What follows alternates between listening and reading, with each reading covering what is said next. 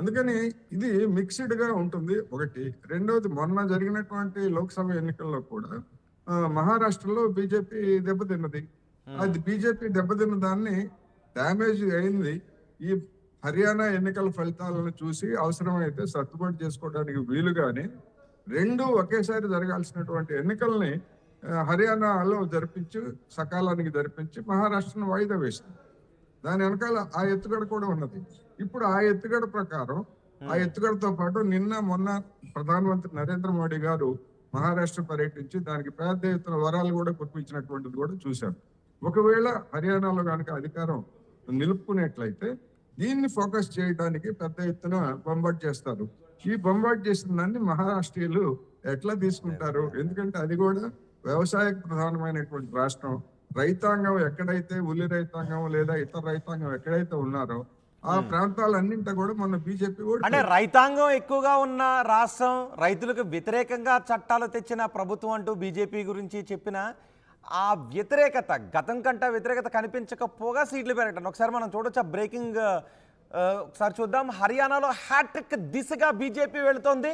కాంగ్రెస్కు ఓట్ల శాతం పెరిగినప్పటికీ ఆ మేరకు సీట్లు మాత్రం పెరగడం లేదు. కాంగ్రెస్కి, బీజేపీ కంటే కాంగ్రెస్కి ఓట్ షేర్ ఎక్కువగా ఉంది. కానీ కాంగ్రెస్ కంటే బీజేపీకి సీట్ల స్థానాలు ఎక్కువగా ఉన్నాయి.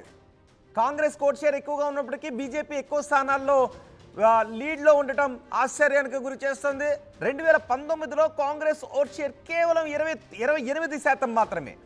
2019లో 31 స్థానాల్లో కాంగ్రెస్ గెలిచింది.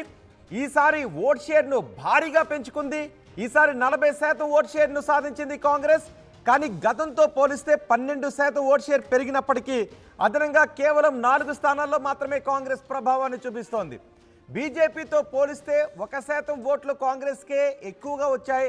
కానీ ఓట్ల శాతం తగ్గినప్పటికీ బీజేపీకి గతం కంటే సీట్లు పెరిగాయి.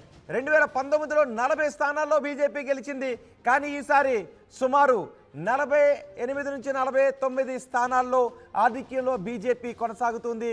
ఇప్పటి వరకు 50% పైగా కౌంటింగ్ జరిగింది. 50% పైగా కౌంటింగ్ జరిగిన సందర్భంలో 48% ఓట్ షేర్తో బీజేపీ 48% సీట్లతో బీజేపీ ముందంజలో ఉంటే ఓట్ షేర్లో కాంగ్రెస్ ముందంజలో ఉంది. 40% ఓట్ షేర్తో కాంగ్రెస్ ముందంజలో ఉంది. కానీ సీట్లు, ప్రజాస్వామ్యంలో ఓట్ షేర్ని పట్టించుకోం. సీట్లు ఎవరికైతే ఎక్కువ వచ్చాయో ఒక్క స్థానమైన ఆ పార్టీ మాత్రమే అధికారంలోకి వస్తుంది. ఎంత ఓట్ షేర్ ఎక్కువ వచ్చినప్పటికీ ఆ పార్టీ అధికారంలోకి వచ్చే అవకాశం ఉండదు. ఇక్కడ ఆ పరిస్థితే మనకి కనిపిస్తుంది.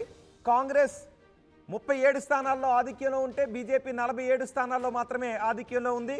ఒక 5-6 స్థానాల్లో 1500 లోపు మెజార్టీ ఇటు బీజేపీకి ఉంటే అదే 5-6 స్థానాల్లో కాంగ్రెస్ కూడా 1500 లోపు మెజార్టీ ఉంది. అక్కడ ఏమన్నా నెంబర్ కొంచెం అటు ఇటు మారే అవకాశం ఉంటుంది తప్పితే దాదాపు ఇవే ట్రెండ్స్ కొనసాగే అవకాశం ఉంటుంది అని బీజేపీ నేతలు ఆశాభావాన్ని వ్యక్తం చేస్తున్నారు. ఇటు కాంగ్రెస్ నేతలు మాత్రం ఈ పరిస్థితుల్లో ఇంకా 50% వచ్చే కౌంటింగ్ ఉంది కాబట్టి మాకు ఇంకా అవకాశం ఉంది, చివరి ఈవీఎం కౌంటింగ్ జరిగేంత వరకు కూడా మా ఆశలను సజీవంగానే ఉంచుతామని కాంగ్రెస్ నేతలు చెప్తున్నారు. మరోవైపు కౌంటింగ్ ప్రక్రియ ఆలస్యంగా జరుగుతూ ఉండడంపై కాంగ్రెస్ నేతలు అసహనాన్ని వ్యక్తం చేస్తున్నారు. కొన్ని అనుమానాలను కూడా వ్యక్తం చేస్తున్నారు. కౌంటింగ్ ప్రక్రియ జమ్మూ కాశ్మీర్తో పోలిస్తే జమ్మూ కాశ్మీర్ కొండ ప్రాంతం అయినప్పటికీ కూడా జమ్మూ కాశ్మీర్లో వడివడిగా చాలా వేగంగా కౌంటింగ్ ప్రక్రియ కొనసాగుతోంది.